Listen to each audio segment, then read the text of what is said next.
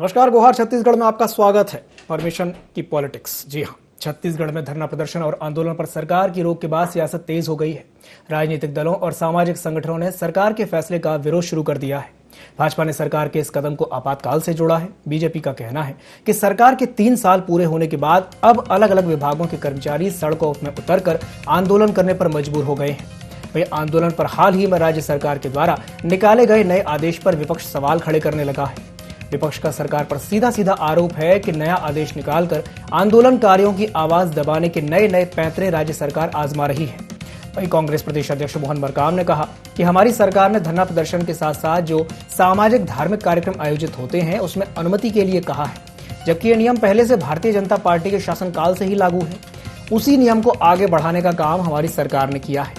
वहीं कैबिनेट मंत्री शिव डहरिया ने कहा कि प्रजातंत्र में सबको अपनी बात कहने का अधिकार है और प्रजातंत्र में जो है उसी के प्रारूप की अनुमति लेने का भी अधिकार है। आप किसी सड़क को रोक कर नहीं बैठ सकते, कई दिनों तक आप बाधा नहीं डाल सकते। आप अपनी बात है प्रजातांत्रिक तरीके से कहिए।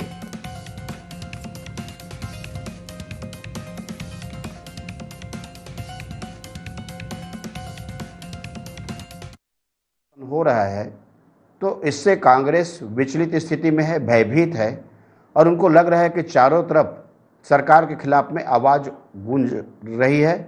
ये राजधानी से लेकर के पूरे प्रदेश में, और इस बात को लेकर के जिस प्रकार से उन्होंने निर्णय लिया कि परमिशन लेने के बाद में धरना प्रदर्शन करे, उसमें शपथ पत्र भी दिया गया है। कोई रैली होगा तो जितने लोग आएंगे एफिडेविट उसका देंगे, उसके बाद में जिस प्रकार से रैली हुई उसका वीडियो कराएंगे, वीडियो करा के देंगे। भूपेश बघेल के सरकार और उनके द्वारा ये जो मिनी आपातकाल है, लोगों को बोलने के अधिकार को रोकने का प्रयास है।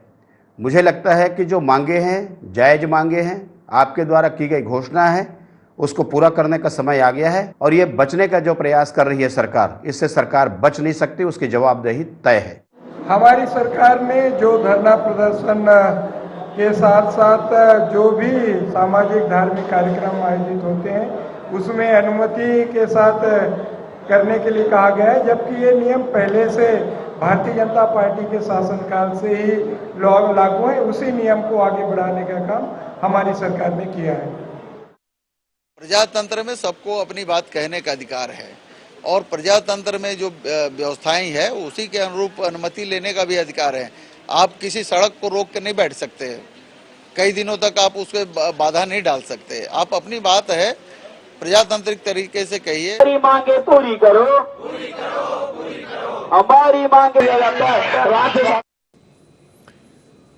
तो छत्तीसगढ़ में परमिशन पर पॉलिटिक्स हो रही है। लगातार विभागों के जो कर्मचारी हैं वो आंदोलनरत हैं। राज्य सरकार ने एक नया आदेश जारी किया है। प्रदर्शन से पहले इसमें परमिशन लेनी होगी और परमिशन मिलने के बाद ही धरना प्रदर्शन कर पाएंगे।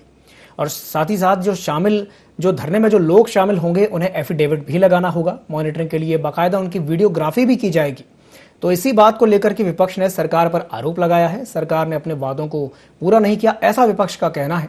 और अपनी नाकामी छुपाने के लिए सरकार इस प्रकार के जो आदेश हैं वो निकाल रही है।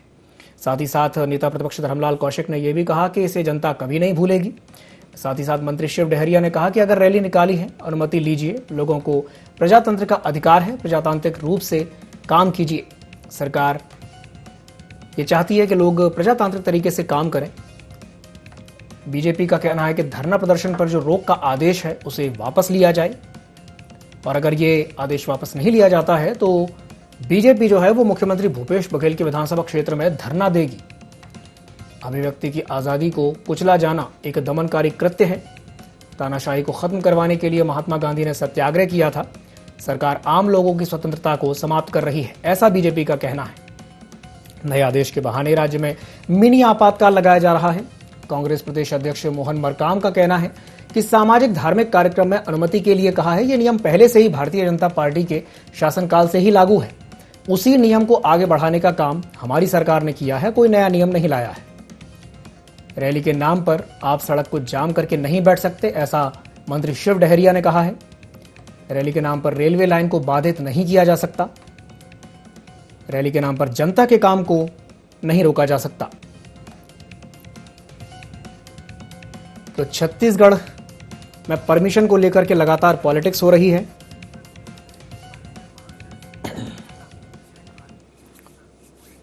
तो छत्तीसगढ़ की अगर बात की जाए तो वहां पर परमिशन को लेकर के लगातार पॉलिटिक्स हो रही है। आज इसी विषय पर हम चर्चा करेंगे। सबसे पहले तो आपका मेहमानों से परिचय करवा दिया जाए। आज हमारे साथ चर्चा में जुड़ेंगे श्याम बिहारी जायसवाल, जो कि पूर्व विधायक हैं बीजेपी के। साथ ही साथ हमारे साथ जुड़ेंगे कांग्रेस प्रवक्ता धनंजय ठाकुर और पीसी रथ हमारे साथ जुड़ेंगे, जो कि वरिष्ठ पत्रकार हैं। आप तीनों मेहमानों का बहुत बहुत स्वागत है गुहार छत्तीसगढ़ के हमारे इस कार्यक्रम में। सबसे पहले मैं शुरुआत करना चाहूंगा धनंजय ठाकुर जी से, जो कि कांग्रेस के प्रवक्ता हैं। धनंजय जी, आपसे शुरुआत करते हैं। मैं आपसे ये जानना चाहूंगा कि बीजेपी का कहना यह है कि आप एक मिनी इमरजेंसी लगा रहे हैं, मिनी इमरजेंसी जैसा माहौल बनाया जा रहा है और परमिशन आप नहीं दे रहे हैं धरना प्रदर्शन को लेकर के। क्या कहेंगे इस पर?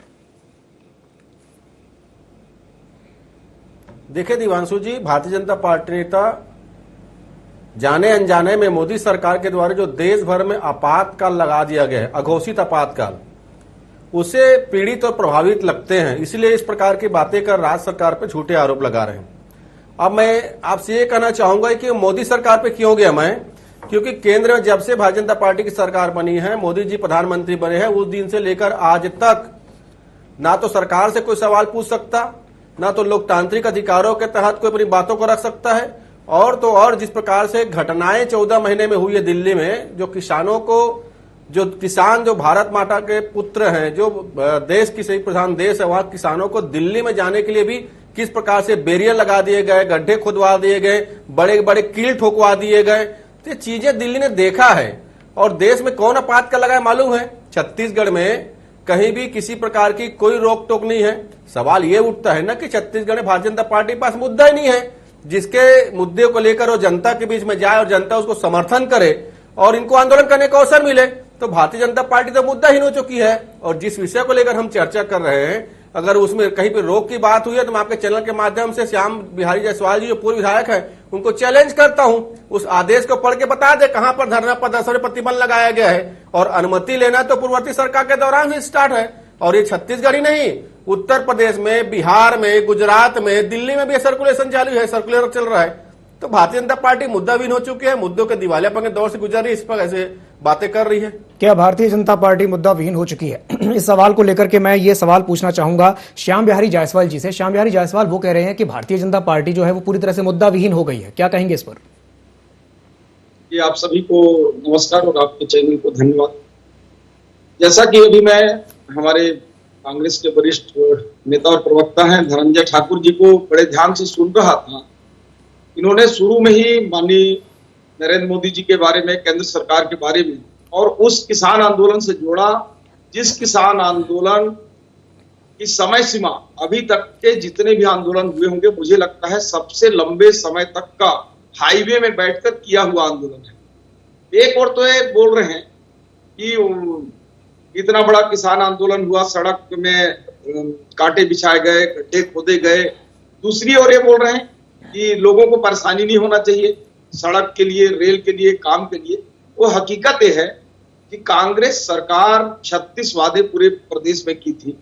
कोरोना काल के वजह से लोगों ने शांतिपूर्वक इनका इंतजार किया। 3.5 साल गुजर जाने के बाद एक भी वादा उन्होंने पूरा नहीं किया और उसका परिणाम था कि जो किसान 3.5 महीने से नया रायपुर में बैठे थे, उनको रातों रात डोजर लगाकर उनका वो टेंट को उखाड़ कर फेंक दिया गया। किसानों को रात भर बंधक बनाकर थाने में बैठाया गया। और तो और जो संविदा कर्मचारी हैं, कांग्रेस के लोग और इनके माननीय मुख्यमंत्री जी को भी इस बात का ध्यान होगा कि गंगा जल लेकर कसम खाए थे कि 10 दिन में हम रेगुलर करेंगे संविदा कर्मचारियों को। यदि वो उसके लिए आंदोलन कर रहे हैं तो उनको लाठी चार्ज किया जा रहा है, सड़कों पर घसीट के मारा जा रहा है। हमारी जो मितानिन बहनें हैं, दूर दराज से छोटे छोटे बच्चे लेकर रायपुर में आज महीनों से इस कड़े धूप में, जहां 1 मिनट खड़ा होना मुश्किल होता है, वहां महीनों से बैठी हुई हैं। और सरकार इन सब बातों को देखकर विचलित है। और ये नया काला कानून, जैसा कि रोलेक्ट एक्ट जो 1919 में अंग्रेजों ने लाया था, जब स्वतंत्रता का आंदोलन चरम पर था, उस समय रोलेक्ट एक्ट के माध्यम से जो कानून लाया गया था उसमें भी यही सेम था कि कोई आंदोलन नहीं कर सकता, सरकार के खिलाफ नहीं बोल सकता, धरना नहीं कर सकता। ये उसी प्रकार अंग्रेजों के ये नीति को अपना रहे हैं। और ठाकुर साहब अभी पूछ रहे थे कि उसमें कौन सा ऐसा कॉलम है जिसमें कि वो पढ़ के बताएं। उसमें 2-3 नॉर्मल से चीजें हैं, बच्चे मालूम है कि बिना अनुमति के आप धरना नहीं कर सकते, आंदोलन नहीं कर सकते, भूख हड़ताल नहीं कर सकते, घेराव नहीं कर सकते। तो ये बताइए ठाकुर साहब कि कौन कलेक्टर, कौन एसडीएम अपने ही खिलाफ अपने ऑफिस का घेराव की अनुमति देगा? आज तक केवल सूचना दिया जाता रहा है भारतीय जनता पार्टी के कार्यकाल में कि हम पुतला दहन कर रहे हैं। पुतला दहन की अनुमति देगी आपकी जो प्रशासन है, मुख्यमंत्री जी का हम पुतला दहन करना चाहते हैं, अनुमति दिलाइए आप लिखित में। इसका मतलब कभी पुतला दहन नहीं कर पाएंगे। ये विचारों की अभिव्यक्ति को, अपनी बातों को रोकने का, अपने ये विचारों की अभिव्यक्ति ये हिंदुस्तान के हर व्यक्ति का एक मौलिक कर्तव्य है। और सरकार ये कांग्रेस की भूपेश बघेल जी के नेतृत्व में जो चल रही है, हिटलर शाही और 1900 बिल्कुल विचारों की अभिव्यक्ति का मौलिक अधिकार है, मौलिक अधिकार है, मौलिक कर्तव्य है, बिल्कुल मौलिक कर्तव्य है। धनंजय जी कुछ कहना चाहते हैं? धनंजय जी आप कुछ कहना चाहते हैं? मैं तो ये कहना चाहता हूं कि अगर ये काला कानून है तो क्या 2015 में जो छत्तीसगढ़ भारतीय जनता पार्टी की सरकार थी वो काला कानून को लागू जिसने किया था, क्या उसके लिए जायसवाल जी माफी मांगेंगे? अभी उत्तर प्रदेश में योगी की सरकार ने जो इस आदेश को जारी किया है, क्या उसके लिए श्याम जायसवाल जी माफी मांगेंगे और योगी जी को मुख्यमंत्री पद से हटाएंगे? और उसके बाद गुजरात में भी एक आदेश लागू हुआ, क्या उसके लिए गुजरात के लिए माफी मांगेंगे? बिहार में श्याम बिहारी जी उनको अपनी बात पूरी करने दीजिए, उनको अपनी बात पूरी करने दीजिए। श्याम बिहारी जी उनको अपनी बात पूरी करने दीजिए। दूसरी बात, अगर ये काला कानून है तो काला कानून है तो मैं इनको जानकारी बता देना चाहता हूं। जिस दौरान छत्तीसगढ़ में रमन सिंह जी मुख्यमंत्री हुआ करते थे, ये 2018 का अनुमति पत्र है। जब हमारे विकास उपाध्याय जो पश्चिम अभी विधायक हैं, उस समय कांग्रेस के जिला अध्यक्ष होते थे और जिला कलेक्टर से अनुमति लेकर उन्होंने आंदोलन किया था। ये अनुमति पत्र है। तो भारतीय जनता पार्टी के नेता तो अगर जो उत्तर प्रदेश में लागू हो उसके स्वागत करते हैं, उसके लिए मिठाई बांटते हैं, उसके खुशहाली जताते हैं। वही चीज अगर दूसरी जगह लागू हो जैसे निंदा करते हैं। पहले आप लोग डिसाइड तो कर लो कि जो चीजें उत्तर प्रदेश में लागू हुई है अगर वो लोकतांत्रिक है तो दूसरे प्रदेशों में लागू हो जाएगी, तो अलोकतांत्रिक कैसे हो जाएगा? सच्चाई तो यह है कि भाजपा जन समर्थन खो चुकी है, मुद्दों के दिवालेपन के दौर से गुजर रही है। दूसरी बात, एक सेकंड इसी का जोशी जी जो तीन महीने के धरने की बात कर रहे हैं ना जायसवाल जी, आपकी जानकारी अधूरी है। वो 2005 में रमन सिंह ने उनके साथ समझौता किया था और ये 3 महीने का आंदोलन नहीं है, ये बीते 15 साल का आंदोलन है जो रमन सरकार के दौरान से चल रहा है। हमारी सरकार तो उसमें मंत्रिमंडल समिति बनाकर उनके बात किए हैं, 8 बिंदुओं के मांग में 6 बिंदु में सहमति बताए हैं और उनको बिल्कुल कहा गया है क्योंकि अधिकार है। तो ये 3 महीने का आंदोलन नहीं है, ये 15 साल के रमन सरकार का पाप है जो किसान वहां बैठे हुए हैं और इसके लिए तो दोषी रमन सिंह है। धनंजय जी उनसे बात कर रहे हैं, धनंजय जी क्षमा मांगिए इसके लिए। धनंजय जी सुनिए धनंजय जी, मेरा आपसे एक सवाल यहाँ पर ये भी रहेगा। धनंजय जी मेरा आपसे एक सवाल यहाँ पर ये भी है, अभी हमने मोहन मरकाम जी की बात को सुना, उन्होंने ये कहा है कि ये जो हमने कदम उठाया है ये हमने नहीं उठाया है, ये तो बीजेपी की सरकार के समय का था और हमने इसे चलने दिया। यानी कि जो प्रतिबंध की बात आ रही है, अनुमति लेने की जो बात आ रही है, ये तो बीजेपी के समय से ही थी। मेरा आपसे यहां पर सवाल ये है कि जो बीजेपी के समय जो और दूसरी जो योजनाएं थी या जो और बीजेपी ने जो काम किए थे, आप उनको क्यों नहीं कंटिन्यू कर रहे हैं? भाई ये तो आपने बोल दिया कि बड़ी सहूलियत के साथ कि भाई बीजेपी के समय से था तो उसको हमने कंटिन्यू किया है। आपने बहुत अच्छा बात कहा दिवांशु जी, मुझे तो बोलने का आपने अवसर दिया इसलिए मैं आपको धन्यवाद देता हूं। एक्सप्रेस वे जिसमें महा घोटाला रमन सिंह की सरकार ने किया, 430 करोड़ रुपए जनता की कमाई को लुटाने और कमीशन खोरी में खर्च किया था, उसको सुधारने कोई काम कर रहे थे भूपेश बघेल जी की सरकार कर रहा है। स्काई वॉक जिसका 31 करोड़ में तो कुल प्रोजेक्ट बना था, चुनाव आते आते तक 67 करोड़ हो गया और 70 करोड़ रुपए जनता के पैसे को बर्बाद करने कोई काम किया था रमन सिंह सरकार ने किया था, उसमें हमारी सरकार वो सुधार कर रही है। 36,000 करोड़ का नान घोटाला ये रमन सरकार में था ना, रमन सरकार के दौरान था। 20 लाख फर्जी राशन कार्ड बनाकर घोटाला किया गया था, उसमें सुधार करके अपनी बात पूरी करने दीजिए, उनको अपनी पूरी बात करने दीजिए। हम तो कह रहे हैं ना, लेकिन इनके पापों को धो रहे हैं, हम इनके पाप को धो रहे हैं। गर्भाशय कांड, जहां पे जो अविवाहित महिलाएं थी उसके गर्भ को निकाल लिया गया था रमन सरकार के दौरान। अखफोरुआ कांड ये रमन सरकार के दौरान हुआ था।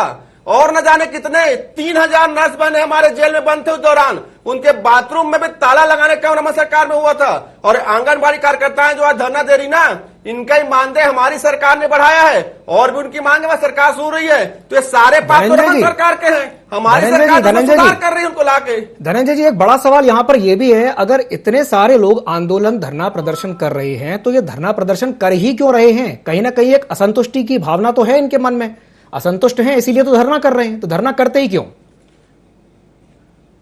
इसका जवाब दीजिए। देखिए, लोकतंत्र है, सबको अपनी बात रखने का है और हर किसी को लगता है जी कि उनके साथ जो उनको मिला है उसमें कहीं ना कहीं कमी, इसलिए अपनी बात को रखते हैं जी। छत्तीसगढ़ मुख्यमंत्री भूपेश बघेल जी की सरकार है, सभी वर्गों का ख्याल करती, सभी वर्गों के साथ न्याय करती। मैंने कहा ना, महिला स्व सहायता समूह जो रमन सरकार के दौरान कर्ज में थे, 17 करोड़ रुपए कर्ज माफी हमारी सरकार ने किया है। किसान जो रमन सरकार के दौरान कर्ज के बोझ तले दबे थे, 11,000 करोड़ का कर्ज माफी हमारी सरकार ने किया है। यही वो छत्तीसगढ़ है दीपांशु जी, जहां कोयला यही का, पानी यही का, मेन पावर यही का, और सबसे ज्यादा महंगी बिजली अगर किसी मिलती थी तो छत्तीसगढ़ जनता को मिलता था। हमारी सरकार बनी, बिजली विभाग की सुविधाएं दे रहे हैं, 50 लाख परिवारों को उसका लाभ मिल रहा है। तो हम तो सारे काम राज्य के लिए कर रहे हैं और निश्चित तौर पर बिल्कुल आप सारे काम कर रहे हैं और हमारी सरकार तो पूरी तरह संवेदनशील है। बिल्कुल धनंजय जी, हमारे साथ चर्चा में पीसी रथ साहब भी जुड़े हुए हैं, उनसे भी मैं एक सवाल ले लेता हूं, उनसे एक सवाल करना चाहूंगा। पीसी रथ सर, मैं आपसे ये पूछना चाहूंगा, आपने इस पूरे घटनाक्रम को आप देख रहे हैं, समझ रहे हैं कि कहीं ना कहीं एक असंतोष की भी भावना है और परमिशन को लेकर के लगातार जो पॉलिटिक्स देखने को मिल रही है, आप इसे किस तरीके से देखते हैं? जी, निश्चित रूप से लोकतंत्र है हमारे देश में और लोकतंत्र में विरोध प्रदर्शन का या अपनी मांग को रखने का हर किसी को अधिकार होना चाहिए। और पूरे देश के स्तर पर हम उस चीज को देख रहे हैं कि सत्ता पे जहां जहां पर जो दल सत्तासीन है वो वहां पर लोकतंत्र के स्पेस को जनता के लिए कम करते जा रहे हैं। और कहीं ना कहीं किसी न किसी बहाने कोरोना काल में भी 2 साल के पीरियड में भी आंदोलनों पे, जन आंदोलनों पे एक तरह से प्रतिबंध सा लगाया गया और उस तरह से लोगों को किसान आंदोलन में भी भारी संख्या में तकलीफों का सामना करना पड़ा। हालांकि बड़े बड़े बुद्धिजीवी जुड़े थे, बड़े बड़े कानून विशेषज्ञ जुड़े थे इस सारे आंदोलन में। उसके बाद उन लोगों ने किसी तरह से आंदोलन को, किसानों ने जीत हासिल की। हालांकि सरकार ने उसके बाद भी अब तक वायदे पूरे नहीं किए। लेकिन छत्तीसगढ़ में भी दुख की बात है कि किसानों को जिस तरह से आंदोलन स्थल से हटाया गया वो बिल्कुल गलत है।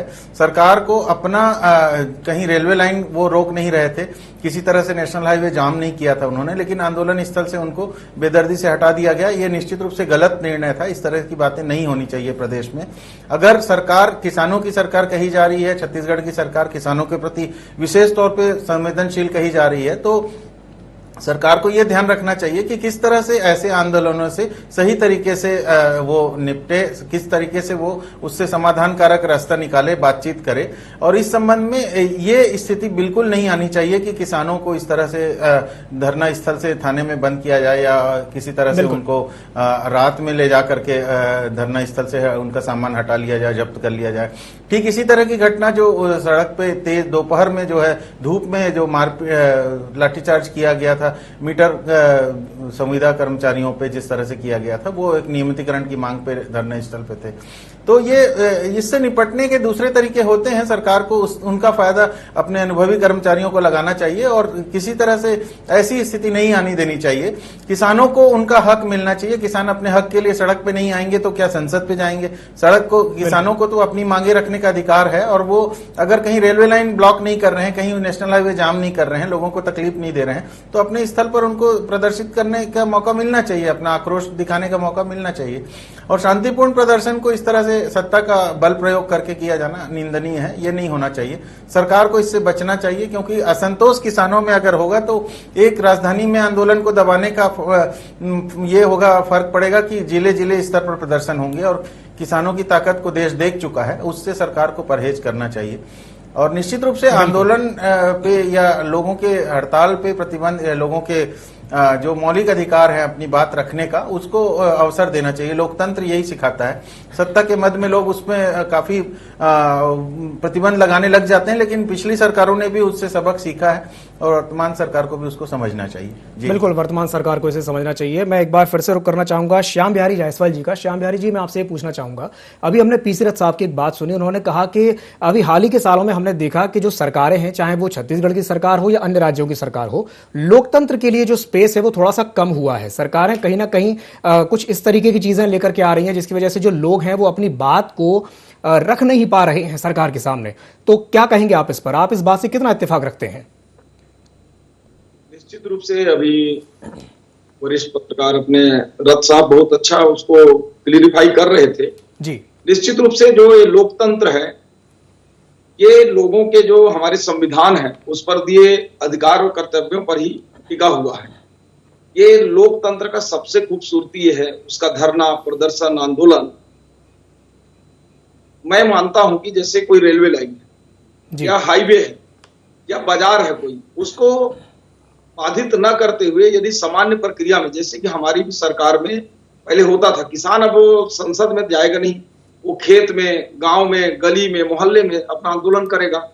उसी प्रकार से जो धरना प्रदर्शन है ये किसी भी व्यक्ति का मौलिक अधिकार है और उसको आप आदेश को पूरा पढ़ेंगे कि उसमें वीडियोग्राफी कराना है, अनुमति लेना है, सबका डिटेल देना है, एफिडेविट देना है, तो इतना कैसे हो पाएगा? वो तो संभव नहीं है। तो वो सब तैयारी करते करते आपका समय बीत जाएगा, कोई कार्यक्रम हम कर नहीं पाएंगे। गाड़ी आएगी तो कौन सी गाड़ी आएगी, 2 पहिया, 4 पहिया, हाथी, ट्रैक्टर, पिकअप, ये दुनिया भर का आदेश में रखा हूं, उसमें ये सारा फॉर्मेट है। तो निश्चित रूप से सरकार जो है 3.5 साल में अपना कोई भी वादा पूरा नहीं कर पाई, चाहे वो मितानिन लोगों का मानदेय की बात हो, आंगनबाड़ी के भाई साहब बोल रहे थे ठाकुर साहब कि हमने बढ़ाया। अरे भाई, वो तो जब मैं विधायक था, खुद उस सदन का सदस्य था, मैं अब तो नहीं हूं, उस समय ही आंगनबाड़ी कार्यकर्ताओं को हमने बढ़ाया था और उनको मिलना भी चालू हो गया था। वो 6,000 6,500 जो बढ़ा था, उसके बाद आपने कहां बढ़ाया? और मुझे तो हंसी आती है, बोलते हैं कि जो हमारे कार्यकाल में दुनिया भर के घोटाले और कांड गिनवाए, तो आप बेवश हैं क्या? आपकी सरकार लाचार है क्या? आखिरकार में वो जो करोड़ों, हजारों करोड़ रुपया का जो घोटाला हुआ, उन दोषियों क्यों नहीं पकड़ते हैं आप?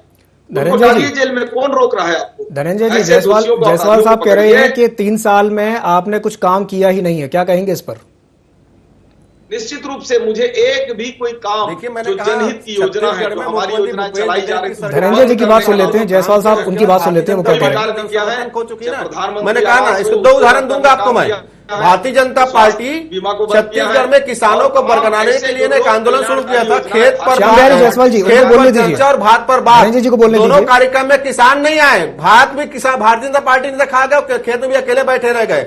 उसके बाद ये विमनस्ता की राजनीति करना चाह रहे थे, जिस प्रकार से छत्तीसगढ़ शांत धरा है, क्योंकि भारतीय जनता पार्टी का मुद्दा नहीं होता ना तो दंगा कराना चाहते हैं। और दंगा कराने की जो सोच रखेंगे, वो जिला प्रशासन से अनुमति ले जाएंगे क्या? वो क्या वहां पे जाके वीडियोग्राफी कराएंगे क्या? जो हथियार लेके प्रदर्शन करना चाहते हैं, डराना धमकाना चाहते हैं, जो गाली गलौज करना चाहते हैं, क्या वो परमिशन ले जाएंगे? असल मानसिकता तो यह है। लोकतंत्र में जो आंदोलन करने जाता है उसको लोकतंत्र में भरोसा होता है, भारत के बात पूरी करने दीजिए। भारत के संविधान में भरोसा नहीं है, इनको तो लोकतंत्र में भरोसा नहीं है। ये तो दंगा कराने की सोच रखते हैं ना, तो कैसे वीडियोग्राफी कराएंगे? और निश्चित तौर पर हम कल एक आंदोलन किए थे केंद्र सरकार के खिलाफ, हमने विधिवत परमिशन लिया, 200 लोगों को अनुमति मिला, हम 150 लोग लेके गए। 2 घंटे के में आंदोलन करना था, हम 2 घंटे में आंदोलन कर खत्म कर लिए और परमिशन भी दिखा देना चाहता हूं। सवाल यह उठता है ना कि भारतीय जनता पार्टी जिस विषय को लेकर विरोध कर रही है, उसको उत्तर प्रदेश में लागू किया है, उसको गुजरात में लागू किया गया है, उसको बिहार में इनके सपोर्ट में सरकार है, वहां लागू किया है, केंद्र में इनकी सरकार है, जहां दिल्ली में इनके सरकार की व्यवस्था है, सुरक्षा व्यवस्था, वहां पे वो चीजें लागू है तो बेहतर है। अगर उत्तर छत्तीसगढ़ में लागू कर दिया जाता है आम जनता के सुविधा के लिए, आंदोलनकारियों की सुविधा के लिए, तो इनको तकलीफ हो जाता है। क्योंकि लोकतंत्र में जो आंदोलन करेगा ना दिवांशु जी, उनको कोई तकलीफ नहीं है अनुमति लेने के लिए, लेकिन जो दंगा कराने की सोच रखेगा, जो वनस्ता फैलाने की सोच रखेगा, जो अपने आंदोलनों में अपराधियों को बुलाएगा, उनको तकलीफ होगा। और ये भाजपा का चरित्र है। बिल्कुल। धनंजय जी, एक अंतिम प्रतिक्रिया लेना चाहूंगा श्याम बिहारी जायसवाल जी से, क्योंकि समय की कमी है। श्याम बिहारी जायसवाल जी, बताइए क्या कहेंगे धनंजय जी की बात पर? जिस प्रकार से धनंजय ठाकुर जी बोल रहे हैं कि दंगा कराने का उद्देश्य है, भारतीय जनता पार्टी के लोग हैं, किसान में भारतीय जनता पार्टी के लोग जाते हैं, तो क्या भारतीय जनता पार्टी के लोग किसान नहीं है? केवल कांग्रेस के लोग किसानी करना जानते हैं? भारतीय जनता पार्टी के लोग भी किसान है और किसानों का जो अभी आपने नया रायपुर में किया, वो आपका धनंजय जी उनको बोलने दीजिए, जो किसानों को उनको बोलने दीजिए। आप किसान है कि आप डिसाइड करो ना। वो आंदोलन कर रहे थे, धनंजय जी, आप लोग उनको जायसवाल जी को बोलने दीजिए। किसान आंदोलन करे तो आप ही लोग बोलते थे आतंकवादी है, नक्सली है, टुकड़े देशद्रोही है, तो आप तय करो। कहाँ का लोकतंत्र है, कहाँ का किसान हितैषी है? आप धनंजय जी केवल और केवल वादा करके छत्तीसगढ़ में लोगों को ठगने का काम किया है। जनता सब देख रही है और आप चाहते हैं कि आपके ये नरेंद्र इस मोदी का आदेश में से ठगना आंदोलन नहीं उठना। हो। हम लोग पंद्रह साल भूपेंद्र नमन बघेल धनंजय जी, जायसवाल जी, आज से नरेंद्र मोदी ठग रहे हैं। हमारे साथ जुड़े, अच्छी बात है। हमारे साथ पी सी रथ साहब भी जुड़े हुए हैं। पी सी रथ साहब मैं आपसे सवाल पूछना चाहूंगा। पी सी रथ साहब मैं आपसे सवाल पूछना चाहूंगा। मेरा आपसे सवाल ये है कि आरोप प्रत्यारोप तो ठीक है, अपनी जगह है, आरोप प्रत्यारोप तो अपनी जगह है। बीजेपी और कांग्रेस अपनी एक दूसरे के ऊपर आरोप लगा रहे हैं, लेकिन कहीं ना कहीं बात से जात को लड़ाना, धर्म से धर्म को लड़ाना और राजनीति। धनंजय जी, अरे ये सब काम तो आपने किया, तुष्टीकरण की राजनीति, तुष्टीकरण की राजनीति। अरे भाजपा का चरित्र है, तिलक लगाते हैं, भाजपा का चरित्र है। धनंजय जी, श्याम बिहारी जी, एक एक करके अपनी बात रखिए, एक एक करके अपनी बात रखिए। ये भारतीय जनता पार्टी की नहीं है, भारतीय जनता एक अंतिम प्रतिक्रिया लेना चाहूंगा पी सी रथ साहब से। पी सी रथ साहब, और अपने आप का किसान बताते हो आप। पी सी रथ साहब, आपसे एक अंतिम प्रतिक्रिया लेना चाहूंगा। आपने इस पूरे इसको आप देख रहे हैं कि कहीं ना कहीं जिस तरीके से बात लोकतंत्र की आती है, देखिए नीयत की भी बात है और लोकतंत्र की भी बात है, कहीं ना कहीं इसमें जो आम जनता है उसका हित छुपा हुआ है कि वो होना बहुत ज्यादा जरूरी है। बताइए जी। दंगे का जहां तक सवाल है या किसी रैली या आंदोलन में हिंसा भड़कने का जहां तक के सवाल है, उसको लेकर के देश के अपने अनुभव रहे हैं और दिल्ली में सरकार ने बहुत ही कड़ाई से इन चीजों को लागू किया था। दिल्ली से की सरकार जो केंद्र सरकार से गाइडेड होती है, केंद्र सरकार के उस पर चलती है, उसने इस तरह से ये शुरू किया था सबसे पहले, और वीडियोग्राफी और तमाम सारी चीजों की तकनीक का इस्तेमाल करते हुए किसी भी आंदोलन को उस तरह से उन्होंने मॉनिटरिंग करने के लिए एक सिस्टम बनाया था। उसी सिस्टम को दूसरे राज्यों ने एक्सेप्ट किया और छत्तीसगढ़ ने भी अभी उसी तरह से किया है। बिल्कुल उसी तरीके से किया है। पी सी रथ साहब, हमारे पास समय की कमी है, समय की कमी है। आप तीनों मेहमानों का बहुत बहुत धन्यवाद हमारे साथ जुड़ने के लिए। पी सी रथ साहब, आपका भी बहुत बहुत धन्यवाद। श्याम बिहारी जायसवाल जी, आपका भी बहुत बहुत धन्यवाद। और धनंजय ठाकुर जी, आपका भी बहुत बहुत धन्यवाद। तो आज जिस विषय पर हमने चर्चा की है, परमिशन को लेकर के लगातार छत्तीसगढ़ में पॉलिटिक्स हो रही है। बीजेपी और कांग्रेस एक दूसरे पर आरोप प्रत्यारोप लगा रहे हैं। अब देखने वाली बात यह होगी कि इसमें जो जनहित है वो कहीं पीछे ना रह जाए। तो ID24 के इस खास कार्यक्रम गुहार छत्तीसगढ़ में फिलहाल के लिए इतना ही। मुझे दीजिए इजाजत और आप बने रहिए ID24 के साथ। नमस्कार।